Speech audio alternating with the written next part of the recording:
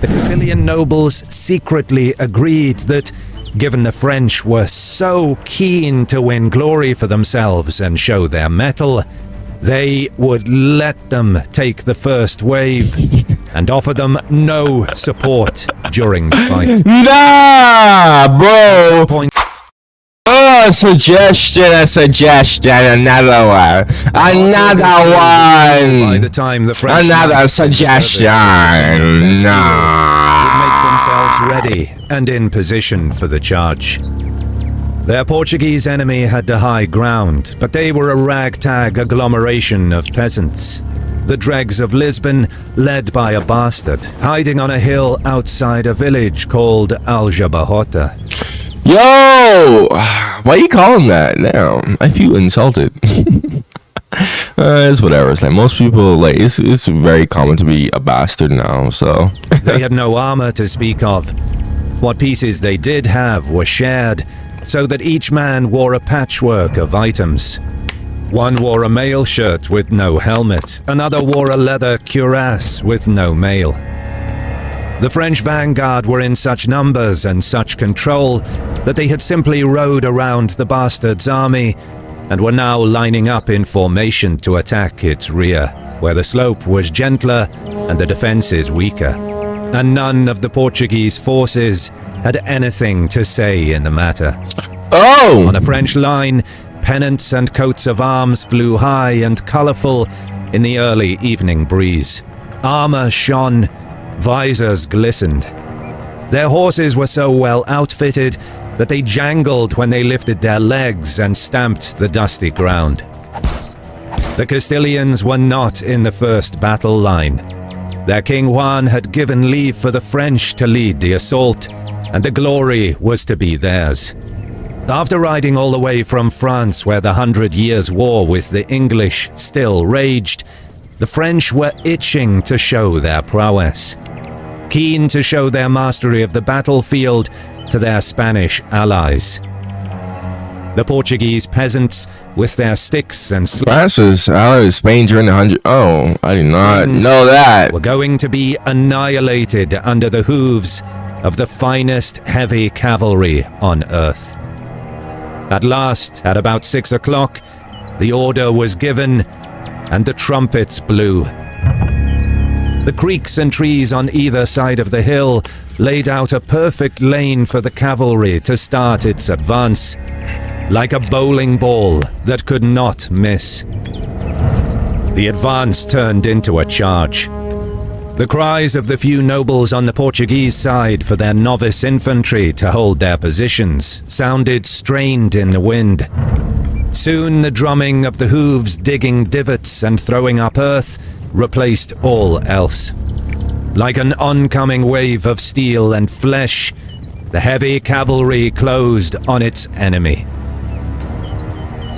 The rhythm of modern life can burden any of us with Bruh, ain't no way this man just do that. No way you just did that history march. Entirely of Spain and Peninsula that today can connect with a therapist. Peninsula that today consists almost entirely of No way you just did that. A was in freaking the Spartan, 15th man. century Oh. kingdoms of Castile and Leon, Aragon, Navarre, the Emirate of Granada, and Portugal. By the middle 1300s, the Emirates had been in retreat for 2 centuries, and the remaining Islamic territory of the once powerful Al-Andalus was confined to the south. The Christian kingdoms of Iberia saw frequent intermarriage between their royal houses, often with an eye to co-rule, or establishing the rule of one kingdom's line over another.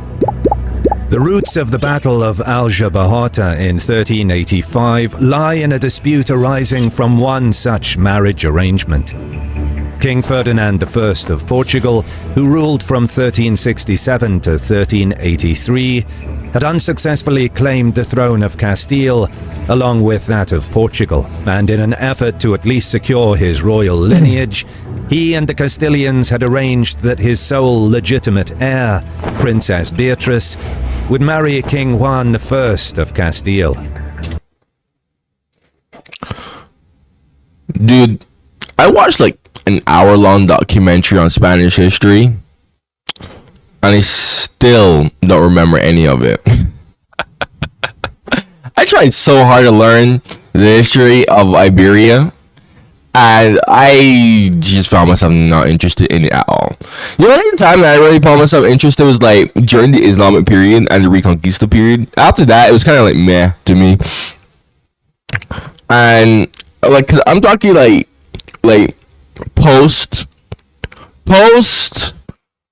Islamic period in the Iberian Peninsula. I am just not interested in like Spanish, Portuguese. I am not interested. I don't know, man.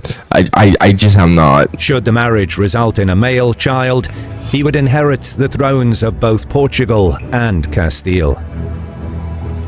The marriage was unpopular in Portugal, particularly in the south, and with the ascendant merchant class of Lisbon, which had been excluded from the negotiations with Castile. Wars between Portugal and Castile had been common in the years preceding the marriage, and Portuguese hostility to the new regime was compounded when, on the death of Ferdinand I in 1383, the regent put in charge of the royal administration for the 10-year-old Beatrice was her mother, Leonor Teles, a deeply unpopular figure viewed as disloyal and immoral by the populace and suspected of poisoning her husband. The political situation in Portugal itself became toxic when a challenger to the succession arrangement arose in the form of João of Avis, an illegitimate brother of the departed king, Ferdinand I. João was young, 26 years old, handsome, wealthy, skilled in both war and diplomacy. That's a rare feat. Rare feat. Handsome. Like, he has everything. Wow. That is super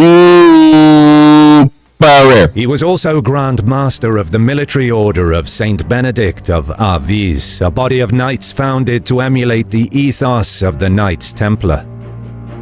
In October 1383, the Portuguese throne nominally passed to 10-year-old Beatrice, but it was her mother and regent, Leonor Teles, who pulled the strings. Worryingly, Leonor's lover, João Fernandes Andera, was a supporter of Castile and had a substantial influence in Beatrice's court. But João of Avis made his intentions clear when he assassinated Andera a month later. Anti-Castilian elements rallied around him, naming him Protector of the Realm. Seeing his wife's inheritance threatened, King Juan of Castile moved immediately to secure what had been promised to him by Ferdinand I. In March 1384, he dispatched Pedro Alvarez ahead of 5,000 men, mostly cavalry, crossing into the... Bro, it's crazy to me how these army sizes were kind of very small. Like 5,000? Like, you could... Like, how do you see all that on a battlefield like region that? Of Atoleros wouldn't look like a lot. Besieged Frontera. The campaign, however, was met by the young and energetic Nuno Alvarez Pereira. Marching from Lisbon with 1,000 men, he collected an additional 600 troops en route. By April, he reached the besieged city. Despite being outnumbered 3-1, Nuno made use of the defensive infantry squares to ward off and exhaust the Castilian cavalry charges. A prolonged fight ensued, but the Castilians were unable to break the Portuguese resolve. Suffering heavy casualties in futile attacks against the formidable square formations, Pedro Alvarez was forced to withdraw and abandon the siege of Frontera. Bro, you got it outnumbered almost. Of Nuno Alvarez. Not even almost, more than 2-1. What the heck? Alvarez hadn't gone unnoticed. For his heroism and leadership, João awarded him the title Constable of Portugal, thus making him his second in command. The victory at Frontera invigorated the fighting spirit of the anti-Castilian faction and put wind in the sails of João's attempt on the Portuguese throne. His prestige hurt. Juan reacted swiftly. Mobilizing a much larger force of over 20,000, the King of Castile went in for the kill by advancing on Lisbon, which was not only the vital center of trade and commerce, but also the symbolic seat of Portuguese royalty. Juan's goal was nothing less than a coronation in the capital, which would secure his legitimacy and sovereignty over Portugal.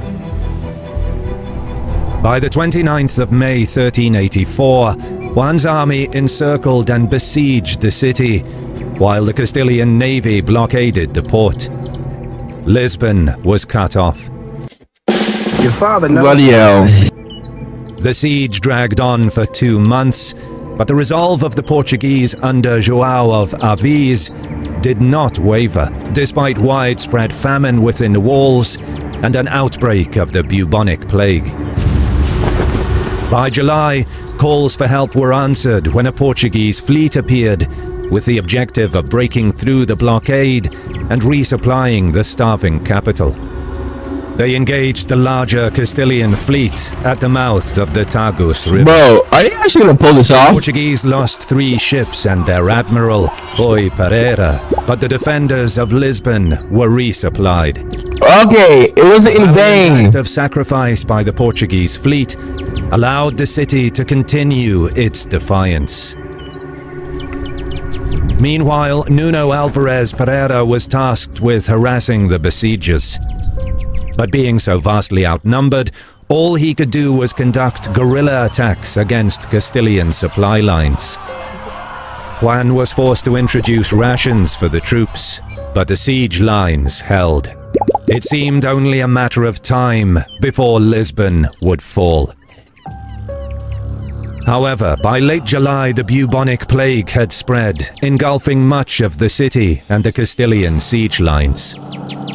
Throughout August, Swear. ravaging It's always plague, man. Always pestilence plague. tested the resolve of both the defenders and the besiegers. That's crazy. Finally, Juan abandoned the siege in early September, faced with increasing supply problems and the terrible toll the plague was taking on his troops. Wow. While the invaders limped back to Castile to recover, João used the respite to begin a diplomatic offensive to try and win support for the Portuguese cause against its much larger neighbor.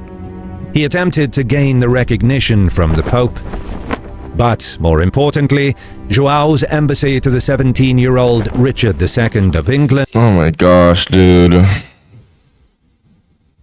The Pope is such a joke. Like, the Pope is, I just can't take the Pope seriously.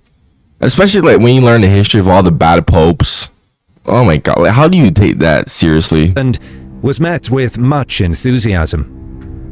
Only a minor at the time, the real power lay with his uncle John of Gaunt, 1st Duke of Lancaster and Regent of England, himself a claimant to the Castilian throne through his wife.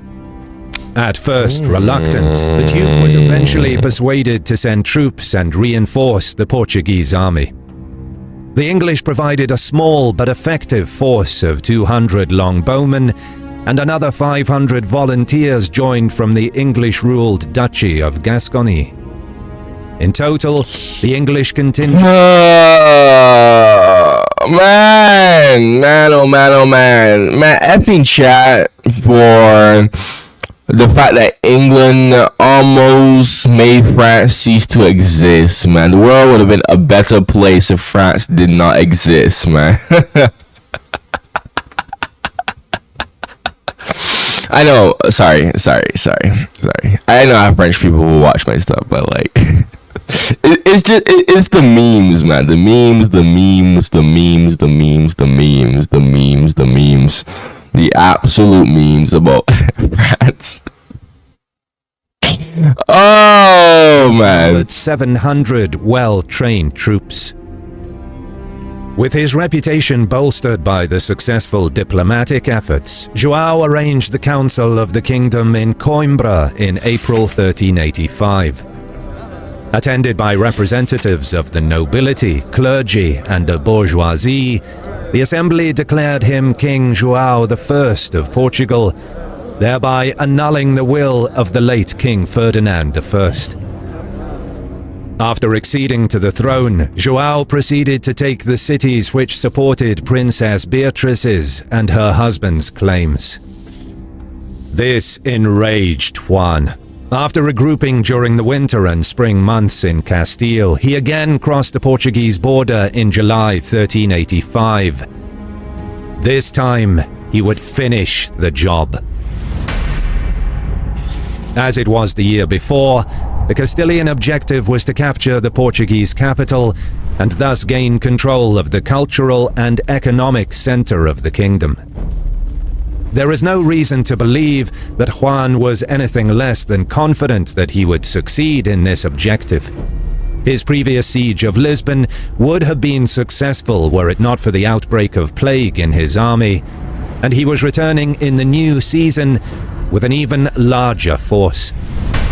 Contemporary accounts placed the size of his army at 31,000, against which João could field some 6,600 men. What in the The Castilian host was a force. How is he going to pull this off? Oh, nah. Nah, bruh. Like, I've seen odds, but nah, bruh. I was expecting like, oh, he has like 14,000 or like I don't know, like 15,000, something like that, or oh, he has 20,000. Bro. Of no fewer than 2,000. Okay, let's see. These heavily armored cavalrymen were always exceptionally confident in their expertise and keen to show their Ellen and chivalric courage. Their leaders had a place among Juan's inner circle, and this was resented by the Castilian lords. Bro, the French being snobs. Why are the French so snobby? Oh my gosh. Even to this very day, there's so many snobby French people. Oh my gosh. In addition to the French knights, Juan had a force of 6,000 lances, 8,000 crossbowmen, and 15,000 infantry, as well as 15 primitive mortars. Aware of the vast strength of the enemy, João had settled on a proactive campaign which would confront and halt Juan's advance before the Castilian king could once more encircle Lisbon and use the Castilian navy to blockade the resupply of the city. I have the job. Along with the 700 English troops, João had at his disposal another 800 crossbowmen. Wait, hold on a second. Hold on a minute. Are these long English bro? Dog. If these are English longbowmen, never mind. Nah, bro. These things were broke. Nah. And 4,000 infantry. Despite being vastly outnumbered, the Portuguese were confident after repelling the invaders 1 year earlier and were willing to fight a pitched battle to decide the war and ownership of the Portuguese throne.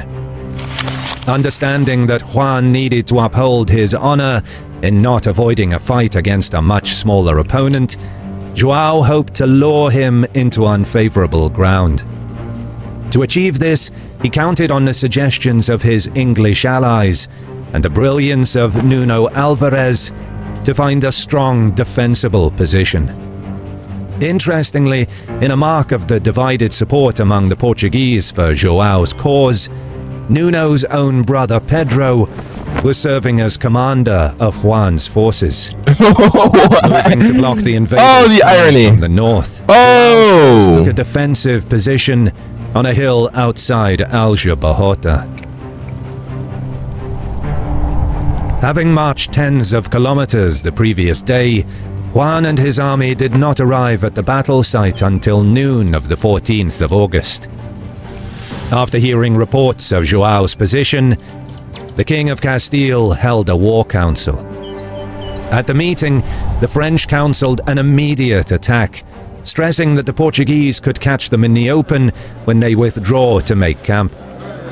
The Spanish nobles, on the other hand, advised The French are always considering attacking, like... king to wait and rest his troops after their rushed march, which would give them a full day to rest and deploy, as well as gain additional intelligence on Joao's position and strength. But the discussion quickly devolved into a crass shouting match. Sir Arnauld Limousin, whom King Juan chose as his marshal, upbraided the Castilian nobles, first for presuming to know better than the professional French knights in matters of warfare, and second for their timidity in wishing to avoid contact with the enemy. The French hawks made an impression on King Juan. Stirred by their tenacity, he gave orders that the army was to deploy for battle. Oh no. I know Nicopolis was like after this, but guys, never forget the Battle of Nicopolis, bruh. Never forget. Bro. Never forget, bro. If you ever watch that, after this reaction, go and watch the Battle of Nicopolis. Okay, go and watch the Battle of Nicopolis in my Rise of the Ottoman Empire series, bro. I was so enraged by the French, and honestly, I feel like this is gonna be like Nicopolis all over again. Well, this happened before Nicopolis, so I should say that Nicopolis is going to be like this, if that makes sense. Army. It was clear that the Portuguese were dug in atop a flat hill, with an array of pits, trenches, caltrops, and pickets of stakes prepared on the steep northern slope. Thus, instead of charging against such a well-prepared position, Juan ordered the army to go around and find a different approach. While this was a prudent decision, two fast-flowing creeks ran alongside the eastern and western sides of the hill, which would make any advance up the sides difficult, and the Portuguese additionally chopped down trees to further block these routes. Attacking through the narrow center along the north-south axis was the only option. Joao and Nuno had their cavalry dismount and take up position in the center alongside the infantry, while the archers and crossbowmen were placed behind the obstacles on the flanks. Nuno took command in the center, while Joao was positioned in the rear with a reserve force and the supply train. But having expected to receive the attack on the well-prepared northern slope, when the Portuguese commanders realized that the massive Castilian army was moving around their positions, their hearts sank. They ordered the men to rush to the southern end of the flat hilltop. Worryingly, the southern slope was not as steep and was more conducive to cavalry charges. Dude, what in the world were they thinking when they chose this? Like, actually, what in the world were... Okay. However, King Juan's army was badly divided. Still angered by the discord during the war council, the Castilian nobles secretly agreed that, given the French were so keen to win glory for themselves and show their mettle, they would let them take the first wave and offer them no support during the fight. Nah, bro. At some point in the afternoon, Juan's force bypassed the hill where they had come and moved around to its gentler southern side. Oh my gosh, man. Even they're like, oh my gosh, man. Even they can't stand the French, bro. Oh, what is with you French people?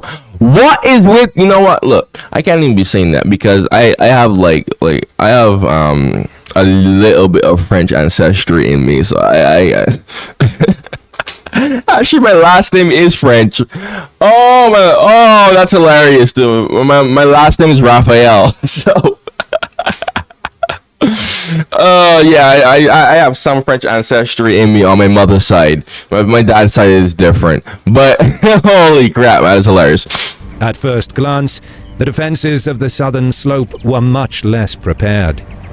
There, Juan's army deployed for the attack, with the 2,000 French knights forming the vanguard, led by Sir Arnaud Limousin, while Juan had answered an appeal by his Castilian. Yo, I ain't gonna lie, that name sounds so freaking hard. Like, yo, Sir Arnaud Limousin. Yo, that sounds to remain fire in the rear, leading the 20,000 strong force. The remainder of the Castilian host was kept in reserve. Joao's army had by now also reversed itself, with the archers and bowmen still on the wings and the infantry forming in the center, behind the formerly rear lines of criss-crossed fortifications. Then, down the hill, the French rode into view and led with a full frontal gallop up towards the Portuguese line. Joao's English archers and crossbowmen would have had time to measure their range and lay markers which would tell them when the enemy had entered the killing ground. Once the closely packed French had passed these, a torrent of missiles rained down on them. A skilled English longbowman could fire at least several arrows in a minute. Oh, these are long bow. Yo, oh yeah, nah. Number as high as 15. And though the several hundred or so Portuguese crossbowmen would have had a slower rate of fire, together their numbers were such that they fired an arrow for every French knight within 30 seconds. Despite the arrow volleys, the French continued to weather the storm, but as they got closer, they were met with both sling missiles from the Portuguese square and the improvised barricades set up by the defenders. The carpet of caltrops pierced the hooves of the horses, causing the animals to pull up and throw their riders, slowing down those behind and creating pile-ups. English archers and Portuguese crossbows fired point-blank into these stationary mounted targets. Brutal. Other unfortunate animals would have fallen into trenches hidden from view in the rush and excitement of battle, and all the while, the cavalry would have been funneled, corralled and controlled by the narrow hill between the creeks and the impassable obstacles laid the day and morning before. Running at the center, where the infantry waited with razor-sharp lances to drive into armor and mail. On horseback, Joao urged on his loyal men and allies to defend their ground, but on the Castilian line, Juan's attempts to order his own captains to move in support of the French was met with a staunch refusal. To the king's consternation, his army refused to obey him and left the Frenchmen to fight alone. Remarkably, the French knights reached the Portuguese line despite the punishment they received. A vicious hand-to-hand melee with lances and axes ensued. Yo! I know this is a peasant army. Okay? Like, but I'm surprised the French even has, like, fighting power after going through that hell of missiles, man. Heavily armored knights outmatched the Portuguese infantry. They pushed back the lighter armored defenders, but by now less than 1,000 French remained. Kicked in, the French knights admitted defeat and were taken prisoner. The Portuguese believed the fighting for the day to be done and welcomed the French noblemen after disarming them, promising hospitality while they were awaiting their ransom. Some of the wealthy French knights even ransomed themselves on the spot. In successfully Wait, how in the world did they ransom themselves on the... What? Stopping the charge of the armored cavalry, the spirits in the Portuguese line were high. Not taking anything for granted, however, Joao dispatched scouts to report on the movements of Juan and his still enormous Castilian army. Yeah, what is that? By now, word reached the King of Castile that his French allies had been thwarted in their storming of the hill, and that many of them were taken hostage. Highly emotional given the rigors of the forced march to the battle site, the insubordination of his commanders in not following his directions, and the uncertainty of the battle itself, Juan decided immediately to launch a second attack on the Portuguese position to rescue his cherished allies. Honestly, bro, respect to Juan for this. Honestly, yo, Juan, like, big W for that, man. Honestly, like, Impressed by their king's resolve, the Castilian nobles were bound by honor to obey the order. come on, yeah, exactly. Like, how could you not? Like, come on, man. Like, even if you don't like French people, like, even that moved me. I ain't even gonna lie, man. That moved me. Moreover, they saw this as an opportunity to show their own abilities after the failure of the French. But they refused Juan's order to dismount and advance on foot. Instead, the main body of the army, 10 times the size of the French attack, moved up the narrow slope. Why are they not obeying their king? What in the world? That is so weird. The massive Castilian charge caused alarm in the Portuguese camp, but crucially, not a panic. João quickly realized that having so great a number of captives in the rear of his outnumbered force constituted an unacceptable risk, and he ordered his men, on the pain of death, to kill all of the French prisoners taken in the first assault. This was done with some regret, and the Portuguese then turned to face the oncoming Oh no! Oh, that's so heartbreaking. Oh no, that's actually so heartbreaking. For Juan. mass. With the sun setting, some of Juan's advisors again attempted to persuade him to put off the battle until the next day.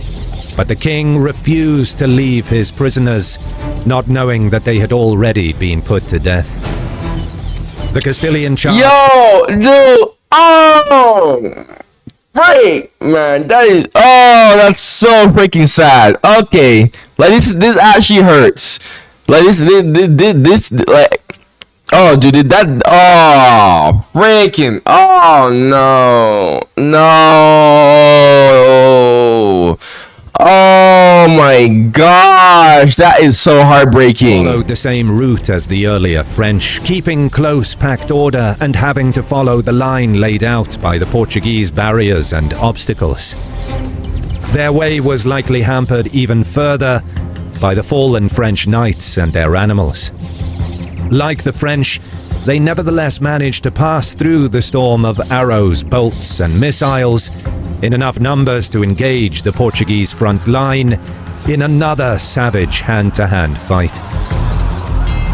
While Juan was still on the low ground to the south, with no clear view of the fate of his men, João, seeing that the Castilians were starting to break through the Portuguese front line, dismounted and walked to the front along with the Portuguese rear guard, where he personally engaged the Spanish with a poleaxe.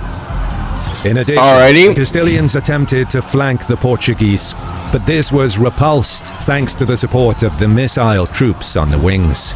Yes, sir! 98. The Castilian force was now trapped amongst the Portuguese square, and with the two wings hemming them in one either side.